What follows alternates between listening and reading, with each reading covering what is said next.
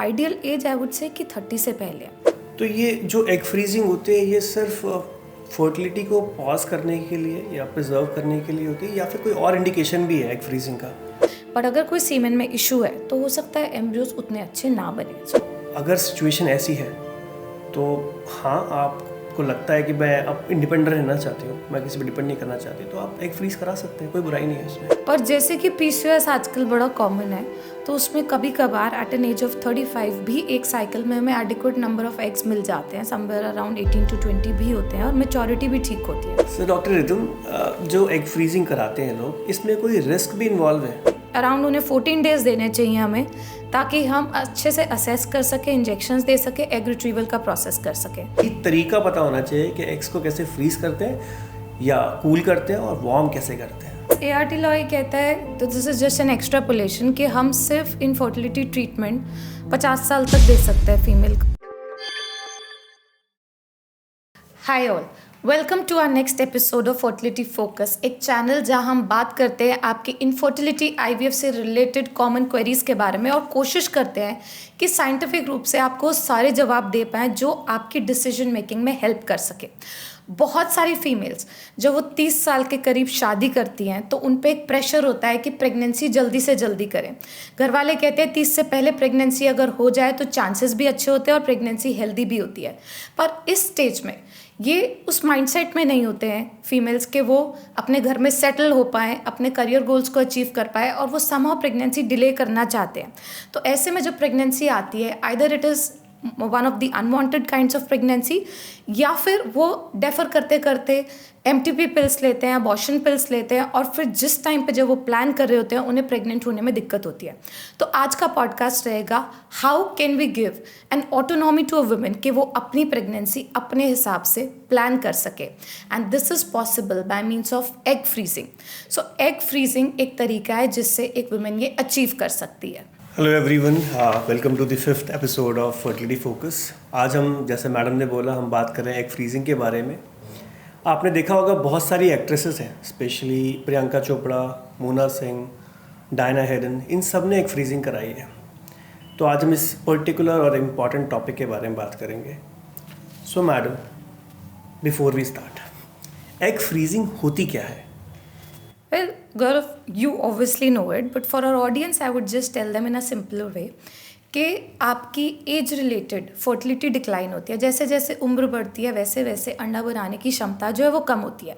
सिर्फ नंबर कम नहीं होता, क्वालिटी भी अफेक्ट होती है। तो अगर किसी टेक्निक से हम जो आपकी आज एज है उस एज के एग्स को उसी स्टेट में अरेस्ट कर दें, फ्रीज कर दें, और जब आप प्रेगनेंसी प्लान करना चाहें, चाहे वो 7-8 साल बाद, 10 साल बाद हो, तो अंडे जो है वो उसी एज के रहें, चाहे आपकी एज एडवांस हो जाए। For example, if you get egg freezing done at around 28 years and you want to plan a pregnancy at 38 years, the age of the egg would be 28। So that gives a chance कि young egg होगा तो pregnancy आने के chances अच्छे होंगे, healthy pregnancy होगी, miscarriage rate कम होगा। तो एग फ्रीजिंग एक तरीका है जिससे हम यंग एग्स को फ्रीज कर लेते हैं और उसका यूटिलाइजेशन जो है वो लेटर डेट पे कर सकते हैं। तो आपने बहुत इंपॉर्टेंट बात बोली कि हम पॉज कर देते हैं, बिल्कुल, पॉज एंड स्टार्ट बैक। तो किसी भी एज का एग जो है वो फ्रीज़ कर देंगे। मान ली 24 साल या 25 साल की कोई लेडी है और अपने एग फ्रीज़ कराती है, तो 25 साल की उम्र के ही एग रहेंगे, चाहे वो लेडी की उम्र बढ़ेगी, मगर एग का जो क्वालिटी है और जो एग की एज है वो 25 साल के हिसाब से ही होगी। अच्छा, ये तो हमें पता चल गया कि एग फ्रीजिंग क्या होती है, मगर ये करानी किसे चाहिए? बहुत सारे लोग क्वेश्चन होता है कि भाई मैं 20 साल में एग फ्रीजिंग कराऊँ, 25 साल में कराऊँ, 30 साल में कराऊँ, 35 में कराऊँ या 40 में कराऊँ? एक सही समय क्या है और किसे करानी चाहिए एग फ्रीजिंग? वो सब फीमेल्स जो ये सोचती हैं कि वो आज they are not engaged or they don't have a partner, they don't want to get married soon, or even if they have a partner, they are married and they want to defer childbirth, वो अभी pregnancy नहीं करना चाहती हैं और वो 30 साल से कम है। Ideal as I would say कि 30 से पहले है, बट जिसको जब ये इन्फॉर्मेशन मिल जाए, अगर वो चाइल्ड बर्थ को डेफर करना चाहती हैं बाय फ्यू ईयर्स, ये नहीं कि अगर 6 महीने बाद प्रेगनेंसी करनी है तो उन्हें करानी चाहिए, नहीं। अगर कुछ सालों का गैप देना चाहती हैं अभी प्रेगनेंसी करने में और उनकी एज 30 से कम है तो उन्हें अभी करा लेनी चाहिए, क्योंकि फर्टिलिटी डिक्लाइन जो है वो 35 के बाद जो है वो जल्दी जल्दी होता है, तो एग रिजर्व जल्दी जल्दी फॉल करता है. तो this should be done for women who want to defer childbirth and are less than 30. But anybody who gets this information at any age can go for egg freezing if they are wanting to defer childbirth. तो ये जो egg freezing होते हैं ये सिर्फ fertility को pause करने के लिए या प्रिजर्व करने के लिए होती है, या फिर कोई और इंडिकेशन भी है एग फ्रीजिंग का? वेल गौरव, 2 तरह की एग फ्रीजिंग होती है. एक जो कॉमनली आपने बात करी एक्ट्रेसेस के बारे में, तो that is social egg freezing, जिसमें एक पर्सनल चॉइस है, कोई एज सच इंडिकेशन नहीं है, पर क्योंकि एक फीमेल चाहती है कि वो अपनी मर्जी से जब मर्जी चाहे तब माँ बन सके, तो that is social egg freezing. But originally initially when egg freezing was started it was basically for medical indication, specially for cancer patients. क्योंकि जब कैंसर होता है किसी को तो उसमें जो दवाइयाँ दी जाती हैं, जो कीमोथेरेपी होती है, जो रेडियोथेरेपी होती है, वो रैपिडली डिवाइडिंग सेल्स को अफेक्ट करती है. तो बॉडी में ये जो ओवरीज होती हैं इस पे इसका बहुत ज़्यादा प्रभाव होता है, जिसके चलते इस ट्रीटमेंट से, कैंसर ट्रीटमेंट से बहुत सारी फीमेल्स को मीनोपॉज हो जाता है. अब कैंसर ट्रीटमेंट इतना एडवांस हो चुका है कि फीमेल्स कैंसर से तो उभर आती हैं, पर उसके बाद क्या वो अपने ही अंडों से प्रेग्नेंट हो सकती है या नहीं, ये डिपेंड करता है उनके बेसलाइन एग रिजर्व पे और उनकी कीमो रेडियोथेरेपी पे. ये कॉमनली किया जाता है उस केस में जब वो इस कीमो रेडियोथेरेपी से पहले अपने अंडे अगर फ्रीज कर लेते हैं, तो बाद में जब वो रिकवर हो जाते हैं तो इनको यूटिलाइज करके प्रेग्नेंट हो सकते हैं. So that is for medical indication. And second बहुत इंपॉर्टेंट होता है जब कोई ओवरी का डिसऑर्डर हो, ओवरी का कोई सिस्ट है जैसे एंडोमेट्रोसिस, जिसमें हमें पता है कि रैपिडली जो है एग की क्वालिटी फॉल करेगी. अगर हम वहाँ से सिस्ट रिमूवल सर्जरीज कर रहे हैं तो उसमें हम ये ऑफर कर सकते हैं. So those are medical indications wherein we know for whatever reason, medical, surgical, medicine, radiotherapy, etc., the egg quality is going to decline very fast. कुछ जेनेटिक कंडीशंस भी होते हैं जिसमें हमें पता होता है कि इनमें एक्सेलरेटेड डिक्लाइन होगा एग रिजर्व का. उसमें भी अगर जेनेटिक डिसऑर्डर पहले ही आइडेंटिफाइड है तो हम एग फ्रीजिंग ऑफर कर सकते हैं. बट जो कॉमनली प्रचलन जो है, जो आजकल जो ट्रेंड में है, वो है social egg freezing, which is for females who do not have a medical disorder. कोई उन्हें दिक्कत नहीं है, बट वो बाय चॉइस अपनी जो प्रेगनेंसी है वो डिले करना चाहती हैं, इसलिए वो एग फ्रीजिंग के लिए जाती हैं. इसमें एक और ऐड करना चाहूँगा. अब रिसेंटली ना यूएस में केस हुआ है जहाँ पे एक लेडी ने, जिसकी एक लड़की है 7 साल की, ठीक है, उस 7 साल की बच्ची को टर्नर सिंड्रोम है. अब because of Turner syndrome she is missing x chromosome और उसको अपने एग्स नहीं बना सकती है. तो उस माँ ने अपने एग प्रिजर्व कराए कि जब वो बच्ची बड़ी होगी then she can use her own eggs and probably उसका सिबलिंग उसका बच्चा होगा. राइट, बिकॉज देखिए वही जेनेटिक सिंड्रोम जो हम बात कर रहे थे, ऐसे ही होते हैं जिसके अंदर हमें पता है तो ये बहुत अच्छा डिसीजन रहा. At least they can use the egg of the same genetic lineage. अपने नहीं तो एटलीस्ट अपनी मदर के जो जेनेटिक मेकअप तो सिमिलर हो पाएगा. तो ये इसकी प्रोसेस क्या होती है एग फ्रीजिंग की, ये कैसे स्टार्ट होता है? Well, process of egg freezing को हम कुछ पार्ट्स में डिवाइड कर सकते हैं. सबसे पहला होता है इनिशियल इवैल्यूएशन. सबसे पहले तो ये देखना पड़ेगा ए बेसलाइन एग रिजर्व कैसा है, बेसिक जो हार्मोनल टेस्ट है वो कैसे हैं, एक जीए का एनेस्थीसिया का प्रोसीजर अंडरगो करने के लिए एक फीमेल फिट है या नहीं है, तो उसके लिए haemoglobin, sugar, thyroid, KFT, ECG, x ray, viral markers type के टेस्ट किए जाते हैं. वंस दिस इज डन, उसके बाद दिए जाते हैं, सेकंड स्टेज आता है इंजेक्शंस. सो इंजेक्शंस जब दिए जाते हैं वो स्टार्ट यूजुअली किए जाते हैं पीरियड के 2nd-3rd डे से. वैसे तो कैंसर पेशेंट्स के लिए हम किसी भी दिन इंजेक्शन स्टार्ट कर सकते हैं, तो whichever day they come to us, हम अल्ट्रासाउंड करके, ब्लड टेस्ट करके इंजेक्शंस दे सकते हैं. बट जो सोशल एग फ्रीजिंग के लिए जा रहे हैं उनको हम कॉल करते हैं 2nd डे के राउंड. अल्ट्रासाउंड करते हैं, अल्ट्रासाउंड पे एग रिजर्व देख के उस हिसाब से इंजेक्शंस डिसाइड करते हैं और स्टार्ट करते हैं. ये 10-12 दिन के इंजेक्शन लगते हैं. इसका पर्पस होता है कि नेचुरली जो एक एग बन रहा है उसकी जगह जितने भी एग्स अल्ट्रासाउंड पे दिख रहे हैं वो सारे ग्रो करें. सो ये 10-12 दिन के इंजेक्शन के दौरान 3 से 4 अल्ट्रासाउंड किए जाते हैं देखने के लिए कि रिस्पॉन्स ठीक है या नहीं है. और उसके फाइनल इंजेक्शन के अराउंड 35 घंटे बाद किया जाता है 3rd step, which is the egg retrieval. Egg retrieval एक प्रोसीजर है जो अंडर एनेस्थीसिया किया जाता है. उस पर कोई कट नहीं आता, कोई सूचा, कोई टाका नहीं होता. रिकवरी बहुत क्विक होती है. एंड उसमें ये सारे जो फॉलिकल्स हमें अल्ट्रासाउंड पे दिख रहे हैं, जो पानी की एक तरीके से थैली होती है जिसमें माइक्रोस्कोपिक एग होता है, वो सारे एस्पिरेट किए जाएंगे और फिर वो लैब में आपको दिए जाएंगे. सो इसके बाद होता है एग फ्रीजिंग का process that you will do. So for our viewers, Gaurav, how exactly is egg freezing done in the lab? अच्छा, पहले ना बताने से पहले एग फ्रीजिंग की प्रोसेस बताने पहले लैब में ये बताऊंगा कि एग फ्रीजिंग स्टार्ट कब हुई थी. एग फ्रीजिंग 1986 में स्टैब्लिश हो गई थी. ये बहुत 78 में पहला IVF हुआ और 86 में एग फ्रीजिंग स्टार्ट. पहली एग फ्रीजिंग हो गई थी और ये बहुत ही स्टैब्लिश टेक्निक है. सो जैसे हम एम्ब्रियोज को फ्रीज करते हैं ऐसे हम एग्स को फ्रीज करते हैं. बट दिक्कत क्या है, बहुत ही कम लोग एक्चुअली में एग फ्रीजिंग में ट्रेंड है. जैसे मैं खुद एक ट्रेनर हूँ, मैं बहुत सारे लोगों को सिखाता हूँ एग फ्रीजिंग करते कैसे हैं. तो गड़बड़ क्या होती है, बहुत सारे ट्रेन नहीं है, आप उनको देते हैं 5-6 अंडे जिसमें से वो 1-2 डिजनरेट कर देते हैं. डिजनरेट मतलब वो सर्वाइव नहीं करते क्रायोप्रिजर्वेशन के बाद. तो इसको सीखना बहुत इंपॉर्टेंट है.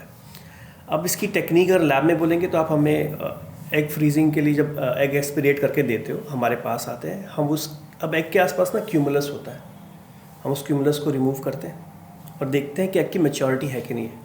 अगर वो मैच्योर एग है तो उन सबको इकट्ठा करके एक स्पेशल क्रायो प्रोटेक्टेंट होता है उसके अंदर डालते हैं, जो करीबन 12 से 15 मिनट रखना होता है.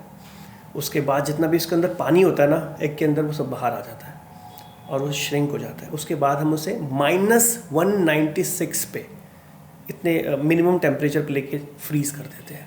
अब पॉइंट क्या है, इस -196 पे ना कोई भी मेटाबॉलिक एक्टिविटी नहीं होती है.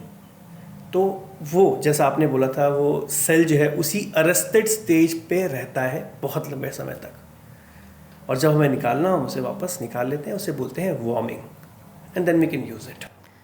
गौरव, इस पे 2-3 क्वेश्चन है. एक तो ये कि बहुत बार जब हम एस्पिरेट करते हैं तो सारे एग्स मेच्योर नहीं होते हैं, but we have commonly seen that immature eggs को भी फ्रीज करते हैं. तो what is the logic behind freezing immature eggs?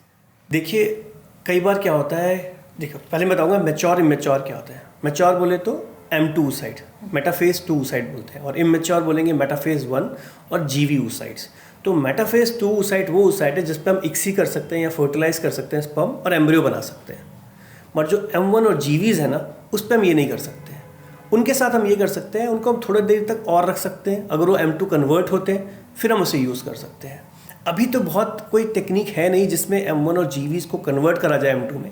मगर फ्यूचर में, क्योंकि हम एक फ्रीजिंग कर रहे हैं, लंबे समय तक हो सकता है फ्यूचर में कोई ऐसी नई टेक्निक आ जाए जिसमें हम GV को कन्वर्ट कर सकें M2 में. तो इसीलिए उस पर्सपेक्टिव से हम जो भी निकलता है ना उस सबको फ्रीज कर देते हैं, मगर अलग अलग, मैच्योर अलग और इमेच्योर अलग. वेल, जो आपने टेक्निक बताई, सुनने में for anybody it would feel कि इससे तो डैमेज पक्का होगा ही होगा. So how have you seen कि जब एग्स को यूज़ किया जाता है, वार्म किया जाता है, क्या उसकी क्वालिटी में कोई फ़र्क आता है? उसके एम्ब्रियोज जो बनते हैं उससे उसमें फ़र्क आता है, या उससे प्रेगनेंसीज में कोई फ़र्क आया है? As you have said it was first done in 1986. So I am sure अब तक बहुत सारे बच्चे पैदा हो चुके होंगे. डू यू थिंक और डू यू फील और what is this scientific literature says कि how is it different from an embryo freezing, और या फिर IVF से नॉर्मली जो बच्चे होते हैं उसमें से कितना फ़र्क होता है? अच्छा, इसका ना आंसर मैं 2 तरीके से देना चाहूँगा. पहला, स्टडीज़ के माध्यम से. स्टडीज़ बोले तो एक बहुत ही पॉपुलर स्टडी है एना कोबो की, डॉक्टर एना कोबो, टैलेंट स्टडी है, जिसमें उन्होंने 90,000 कपल्स जो डोनर oocytes से उनको यूज़ करा है, फ्रीज करा और थॉ करा. उसमें उस स्टडी में लिखा गया है कि 99% जो oocyte थे वो वापस वैसे ही निकले और यूज़ करे गए. इवन एक सोसाइटी है, American society of reproductive medicine, ASRM बोलते हैं उसे, बहुत ही प्रेस्टिजियस सोसाइटी है USA की. वो भी ये बोलती है कि जो oocyte फ्रीजिंग है ना वो एक्सपेरिमेंटल नहीं है, उसको आप रूटीनली यूज़ कर सकते हो अपनी लैब में. अब मैं आपको अपना बताता हूँ. मेरे को करीबन हो गए हैं oocyte फ्रीजिंग करते हुए 8-10 साल, और मेरी लैब में जो सर्वाइवल है इट इज़ मोर देन 98%. तो अगर मैं 5 oocyte फ्रीज कर रहा हूँ, 5 के 5 वापस वैसे ही निकलते हैं, कोई डैमेज नहीं होता. तो it is just the training basically. आपको सही तरीका पता होना चाहिए कि एग्स को कैसे फ्रीज करते हैं या कूल करते हैं और वार्म कैसे करते हैं. ये सही तरीका आना चाहिए. सो इन एग्स को कितने टाइम तक हम फ्रीज करके रख सकते हैं? बड़ा इंटरेस्टिंग है इसके पीछे. पता है, एक लेडी है, US की स्टोरी है अभी, जिसने 25 साल पहले अपने एग्स फ्रीज कराए थे, ठीक है, और उसकी IVF कराया, बच्चा हो गया. अब उसकी बच्ची जो है इस वक्त, उसके अपने एग्स नहीं बन रहे थे. तो वो एग्स जो पुराने फ्रोज़न थे मदर के, वो एग्स थॉ करे, इसी हस्बैंड के स्पर्म से हुआ, एम्ब्रियोज बनाए और वो यूटिलाइज करिए, उसके बच्चा भी हो गया. तो अभी तक जो डॉक्यूमेंटेड है वो 25 ईयर्स है। As I said, liquid nitrogen में -196 में मेटाबॉलिक एक्टिविटी ख़त्म हो जाती है, तो आप oocyte एम्ब्रियो या किसी भी चीज़ को जितना चाहें उतने लंबे समय तक रख सकते हैं, इसमें कोई प्रॉब्लम नहीं है। कोई लीगैलिटीज भी है इसमें कि कितने साल तक रख सकते हैं या नहीं? नया ART लॉ आया था, does it address that? Government जो बोलती है 10 साल बोलती है, मगर 10 साल बोलने के रीज़न उनका डॉक्यूमेंटेशन है, प्रोसेस नहीं है कि आप उन्हें 10 साल तक फ्रीज करने की गारंटी दो। उसके बाद अगर आपको बढ़ाना है तो आप गवर्नमेंट के पास जाइए, आप बताइए कि I want to extend it, मुझे 20 साल करना है, मुझे 30 साल करना है, आप वो करिए। मगर इंडिया में एक और चीज़ भी है जो आप बताएंगी। एक्चुअली हाँ, बिकॉज ART लॉ ये कहता है, तो this is just an extrapolation, कि हम सिर्फ इनफर्टिलिटी ट्रीटमेंट 50 साल तक दे सकते हैं फीमेल को। सो आई बिलीव उससे पहले यूटिलाइजेशन होना चाहिए। सो 49.5 में भी इज द एज जब तक ये जो फ्रोजन एग्स है यूटिलाइज हो जाने चाहिए, इरिस्पेक्टिव ऑफ द टाइम। अपने लिए, हाँ, अपने लिए। अगर आपको किसी और को देने हैं या अपने जैसे बच्चे को देने हैं, देन आप तो रेसिपिएंट जो भी हो उसकी एज 50 से कम होनी चाहिए। So that's what the law says. So I presume वही हमें मानना चाहिए कि 50 ईयर्स से कम इसका यूटिलाइजेशन होना है। चलो, एग फ्रीजिंग तो करा ली है, अब ये बताइए कि एग फ्रीजिंग जब कराते हो तो प्रेगनेंसी के चांसेस क्या होते हैं? प्रेगनेंसी के चांसेस की बात करते हैं तो प्रेगनेंसी के चांसेस तो एग और स्पर्म दोनों पे डिपेंड करते हैं। वेल, जिन्होंने भी एग फ्रीजिंग कराई, probably at that time we don't evaluate the sperm और the semen parameters. So when they want to have their own child, I always advise them कि आप कुछ 6 महीना टाइप अपने आप ट्राई कर सकते हैं। नहीं प्रेगनेंसी आती तो आप इस रास्ते जा सकते हैं कि एग्स को यूटिलाइज करें। अगर सीमेन पैरामीटर्स बिल्कुल नॉर्मल है और जैसा आपने बात किया कि हम अंडों को वापस अगर वार्म कर रहे हैं and we have 100% survival rate, अगर हमारे एम्ब्रियोज 2A ग्रेड ब्लास्टोसिस्ट बनते हैं तो प्रेगनेंसी के चांस करीब 60% तक रहते हैं। बट अगर कोई सीमेन में इशू है तो हो सकता है एम्ब्रियोज उतने अच्छे ना बने। So this has to be told to the women who's undergoing egg freezing. The pregnancy chances will vary based on 2 factors. एक, उस टाइम पे सीमेन पैरामीटर्स कैसे हैं जो हम सीमेन सैंपल यूज़ कर रहे हैं, और सेकेंड, यूट्राइन फैक्टर्स कैसे हैं, बिकॉज इम्प्लांटेशन तो यूट्रस में होगा। So if today her uterus is fine, tomorrow she has an infection of the lining, कोई फाइब्रॉइड डेवलप होता है, कुछ भी होता है, तो वो भी प्रेगनेंसी के चांसेस को अफेक्ट करेगा। हम सिर्फ एज रिलेटेड डिक्लाइन होता है उसको अरेस्ट कर पा रहे हैं, बाकी दोनों फैक्टर्स को ना भी इवैल्यूएट कर रहे हैं और ना उसके लिए कुछ हम प्रिवेंटिव मेजर्स ले रहे हैं। सो वेल, मोटा मोटा यूटिलाइजेशन रेट अच्छा रहता है तो प्रेगनेंसी के चांसेस हमारे 60% तक जैसे बाकी IVF में होते हैं वैसे हो जाते हैं। पर बहुत कॉमनली ना जो मैरिड वुमेन होती हैं उनका क्वेश्चन होता है कि हमें एग फ्रीजिंग करानी चाहिए या एम्ब्रियो फ्रीजिंग करानी चाहिए। सो अनमैरिड के लिए तो of course it is egg freezing, but what is your से ऑन कि egg freezing versus embryo freezing for married women? यार, इट डिपेंड्स अपॉन यू। मेरी लैब में कोई फ़र्क नहीं है, आप चाहे oocyte फ्रीज करवाइए या एम्ब्रियो फ्रीज कराइए, दोनों का सर्वाइवल रेट सेम है, दोनों की सक्सेस रेट सेम है। थोड़ा एग फ्रीजिंग के साथ फ़ायदा ये होता है, थोड़ी इंडिपेंडेंस रहती है एक लेडी के पास। देखो, US का डेटा ही बताता हूँ कि US में डिवोर्स रेट जो है वो 70 to 80% पहुँच चुका है। तो अगर सिचुएशन ऐसी है तो हाँ, आपको लगता है कि मैं अब इंडिपेंडेंट रहना चाहती हूँ, मैं किसी पर डिपेंड नहीं करना चाहती, तो आप एग फ्रीज करा सकते हैं, कोई बुराई नहीं है उसमें। और जब आपको मन करे किसी पर्टिकुलर पार्टनर के साथ, then you can go ahead. अच्छा, ये जो आपने फैक्टर्स बताए सक्सेस रेट में, इसमें ना एक और फैक्टर मैं ऐड करना चाहूँगा, that is the quality of the oocyte। That varies with the age. अगर आप जल्दी oocyte फ्रीज करा लोगे तो क्वालिटी अच्छी होगी, अगर आप लेट oocyte फ्रीज कराओगे 30 के बाद या 35 के बाद कराओगे तो उसकी क्वालिटी काफ़ी ख़राब निकलती है। तो कितने एग्स फ्रीज कराने चाहिए? देखो, अगर आप 30 से कम एज के हैं, 25 से 30 के बीच में है, तो 6 एग्स बहुत होते हैं। 6 एग्स में आपकी प्रेगनेंसी आ जाती है। मगर आप जहाँ 30 से ऊपर जाते हैं, 30 से 35, आपको 15 अंडे चाहिए, और 35 से जैसे ही ऊपर जाते हो आपको करीबन 20 से 25 एग्स चाहिए।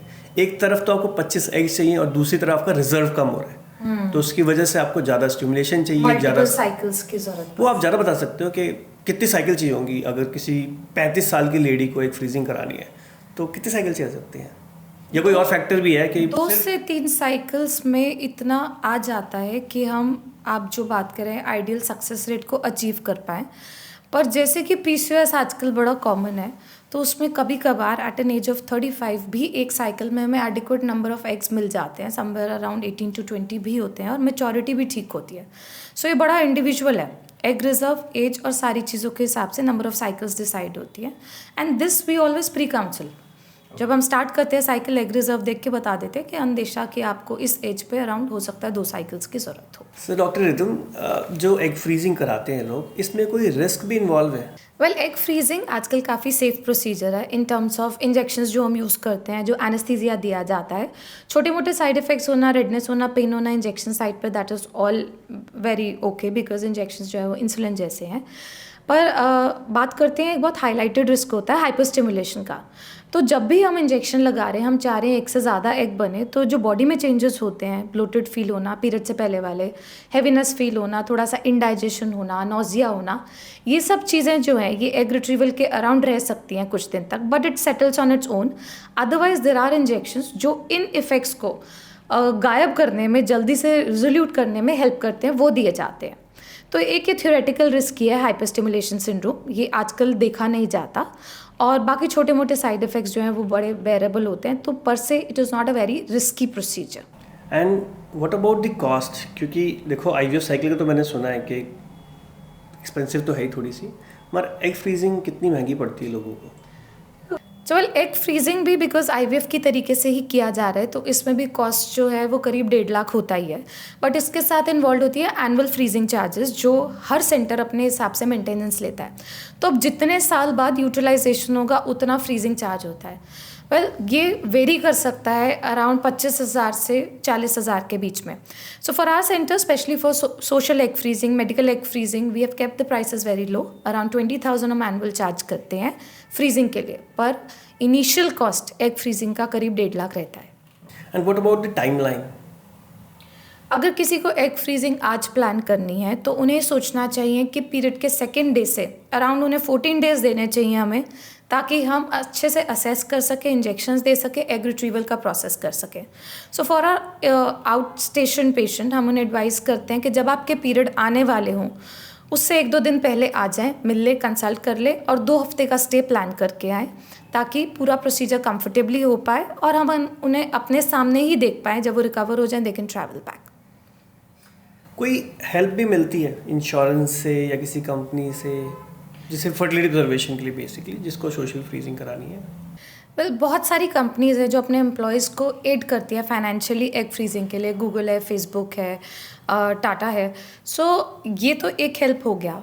कुछ जो नॉर्मल मेडिकल इंश्योरेंसेज होते हैं उन्होंने भी आईवीएफ को अपने उसमें इंक्लूड कर लिया है पैनल में, तो वो infertility treatment, IVF, fertility preservation, इन सबको भी कवर करके चल रहे हैं।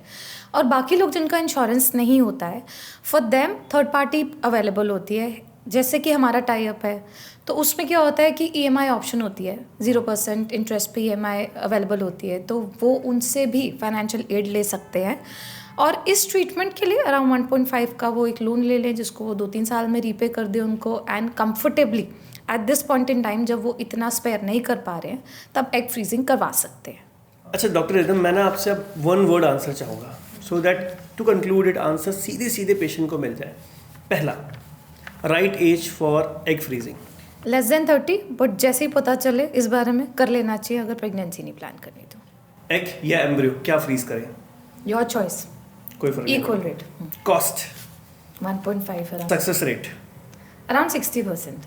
तो आप वीडियो के इस एंड तक पहुंच चुके हैं, तो मतलब आपको हमारी वीडियो अच्छी लगी है।